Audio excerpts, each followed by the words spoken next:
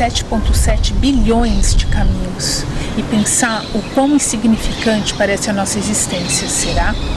É justamente para entender quem somos e a diferença que podemos fazer para o mundo é que eu caio de pé nessa estrada, vou de encontro à multidão na contramão dos discursos, dos ódios, das crenças, que é para entender pessoas e os seus porquês, os porquês de suas pequenas ações, que ainda que pareçam despretensiosas, fazem um bem enorme para a humanidade. E na nossa estreia eu vou conversar com a Ana Paula. A Ana Paula vai contar pra gente de um projeto lindo que ela fez a partir do momento em que o HIV entrou na casa dela. E ela vai contar essa história pra gente.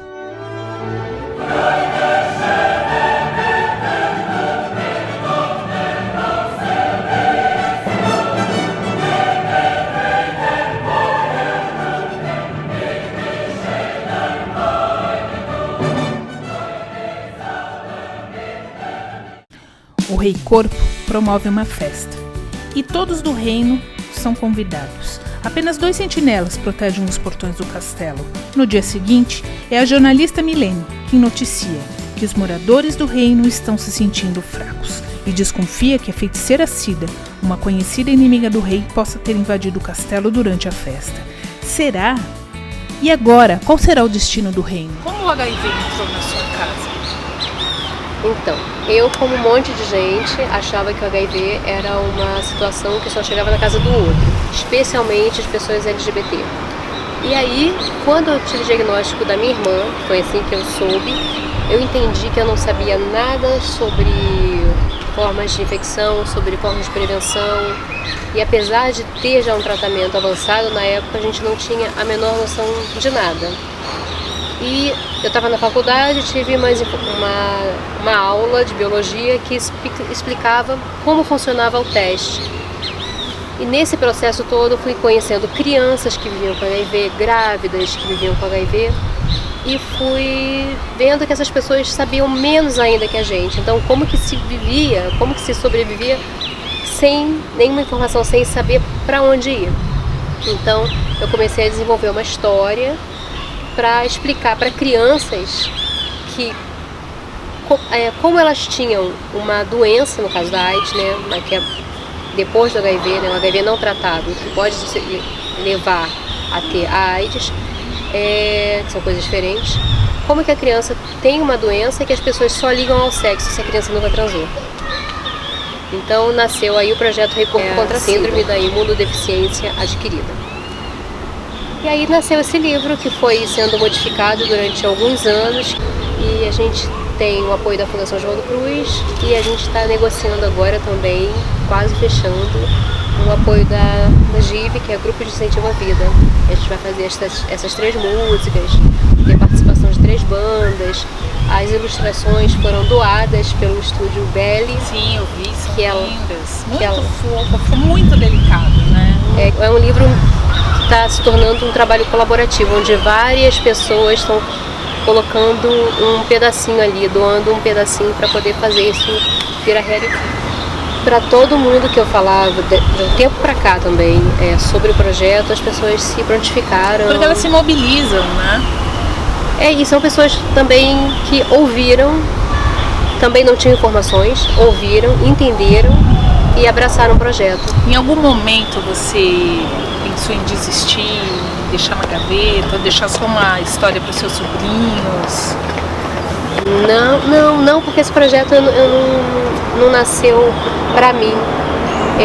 Ele nasceu de uma necessidade que eu vi de sentir todo o sofrimento que a gente passou, de toda a dificuldade que a gente teve, de não ter para onde buscar apoio, onde buscar acolhimento e querer fazer isso, porque não é porque a gente passou por isso que outras pessoas precisam passar. E você chegou num canal de YouTube, e um canal de YouTube você me contando que já chegou em Angola. Então, o canal é bem pequenininho, bem pequeno, acho que é o menor que tem, que fala sobre HIV, mas pessoas me chamam no inbox para poder conversar, e aí chega um menino de Angola falando sobre a dificuldade dele de fazer o teste, porque o simples ato de fazer o teste para ele já seria muito complicado, muito difícil, porque lá o preconceito é pior ainda. Tem pessoas que são colocadas fora de casa simplesmente porque tem toda essa visão antiga. Então eu fiz até um vídeo falando sobre isso, que as informações que tinha na década de 80 eram da década de 80. A gente já está em 2020 quase. Por que a gente continua vivendo no passado com relação a isso? A gente não tem uma atualização, né? Não tem, a gente tem que pegar toda a informação e trazer para os dias de hoje. Então, muita gente tem medo de fazer o exame pelo resultado positivo. E tem pessoas que recebem o resultado negativo e não acreditam. Tamanho pavor. As pessoas, elas têm tanta dificuldade de falar sobre o HIV,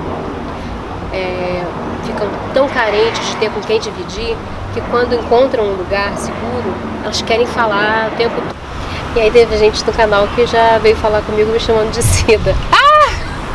Fala assim, oi Cida, eu tenho Cida uma dúvida. Com S. Aí eu falo, meu nome é Ana Paula. Meu nome é Ana Paula. E tem gente que diz, oi doutor, eu não sou doutora, eu sou pedagoga. Então tem mais histórias assim todo. E ali o canal virou um cantinho de segurança onde pode falar, pode uma perguntar. Relação de confiança, né? É uma relação de confiança. É muito bacana. E aí toda quinta-feira eu abro um espacinho onde as pessoas podem marcar uma hora para conversar comigo. Sério? No Facebook. E como é, de repente, essa responsabilidade? Ou você não encara assim como uma responsabilidade? Porque são pessoas que confiam em você, né? São pessoas que esperam um amparo. Super responsabilidade. E quando você não tem o que dizer? Ou você sempre tem o que dizer? A maioria das pessoas ou estão preocupadas com o resultado do teste. A maioria é preocupada com deu negativo, posso confiar? Isso é uma dúvida recorrente. A outra são pessoas que querem conversar. As pessoas chegam querendo conversar, ter poder dividir, poder né? dividir. Eu imagino. Porque é muito pesado você ter que, de repente, carregar isso escondido de sua família. E tem casos de pessoas que realmente não contam para a família anos. O pior do HIV não é o tratamento, não é o diagnóstico. O pior é o medo que está por trás desse resultado, que não tem a ver com a pessoa, tem a ver com o entorno dela. Então as pessoas têm medo do abandono, porque o abandono é muito duro. Essa é a palavra, duro. Dessa solidão, né? Isso. Então o seu papel é importante demais. É muito especial isso, né? Você saber que pessoas te procuram porque você é capaz de dar uma palavra que vai acalmar o coração.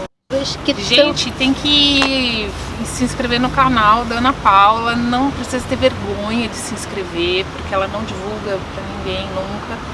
E é muito interessante, é muito esclarecedor. Para quem tem, para quem não tem, para quem tem medo de ter, para quem não tem medo de ter, para os idosos, tem muito quem quiser mais informações, porque se a gente pudesse ficar falando, seriam dias e dias. Então eu acho que todo mundo é especial. A gente só precisa descobrir como a gente pode contribuir. E às vezes a contribuição não precisa ser enorme, não precisa ser uma pessoa conhecida para ajudar. Porque a ajuda começa primeiro pra gente mesmo. Como a gente se ajuda? Conhecendo, se informando. E depois contando pros vizinhos, pros familiares. E aí a coisa vai tomando um corpo natural. A Ana Paula, ela começou esse projeto sozinha. E de repente as pessoas chegam, as pessoas aparecem, pessoas colaborativas aparecem. Faz uma coisa boa, as coisas boas vão se juntando a essa primeira coisa boa. Então eu queria muito agradecer a Ana Paula, que está me dando esse apoio nesse programa de estreia. É uma pessoa especial demais e eu desejo a ela todo o sucesso do mundo. E sempre tem uma luz no final do túnel, né? A Ana Paula veio aqui mostrar pra gente a luz no final desse túnel e é a forma que ela faz um mundo melhor. Até a próxima. Ela sabe nem o que é filme. Ela filme? Ai, show!